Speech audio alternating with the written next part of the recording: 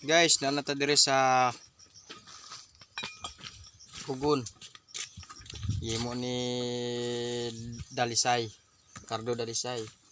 Yan nami karon kay nagkupras mi. Yan nami karon kay maglugit mi oh. Yung mana ni kuan, Pugon. Nara si gwapong gwapo kayo si Zander.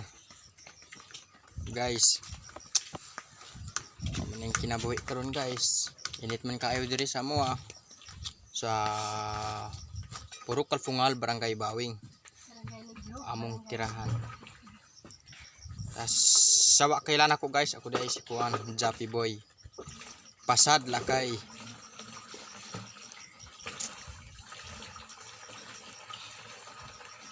Grabe guys. Init kayo diri guys sa among area karon. Nami karon sa dool si Pinyahan. Diri sa kampo. Para si Cardo guys, nagkabusag tubig. Cardo. Layo kaming tubig diri guys, layo kayo dito sa kuan. Sa Banacol. Layo kayo guys. Mao ni among purok karon. Ang problema karon tubig guys. Layo kayong kuan diri. Mga pila ka metro siguro, 100 metro. Ay layo pa. 100 metro. Layo no? Pila ka metro dai? 100 metro dai. Tay sige lang. Balag layo ang tubig. Basta karadlaw ligo-ligo ta kay pigado. Kung di ta magligo karadlaw kay murag atong mga panahon karon kay murag puros na mga kwan. Tanaw ang mga bata oh. Gadungis-dungis sila.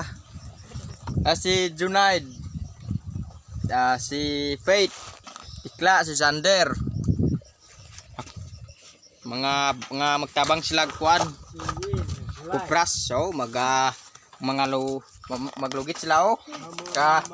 Kagagmay sa mga bata maglugit sila oh. Tuwang isaw maggamit og klud-klud. Grabe. Basta mga tao Kalpungal, believe ko sa ila kay magtrabaho bisan bata makabalo sila trabaho. Dili sila danog gutom ba kay magtabang sila. Mao man jud niya ang kinabuhi karon. Pero di ta magbalaka mga igsoon kay mao man ning kinabuhi basta naay Ginoo. Di ta magbalaka. Amen. Guys. Amen. Negro. Dira lang kutob guys. Daghan salamat ug maraming salamat ug thank you sa lahat.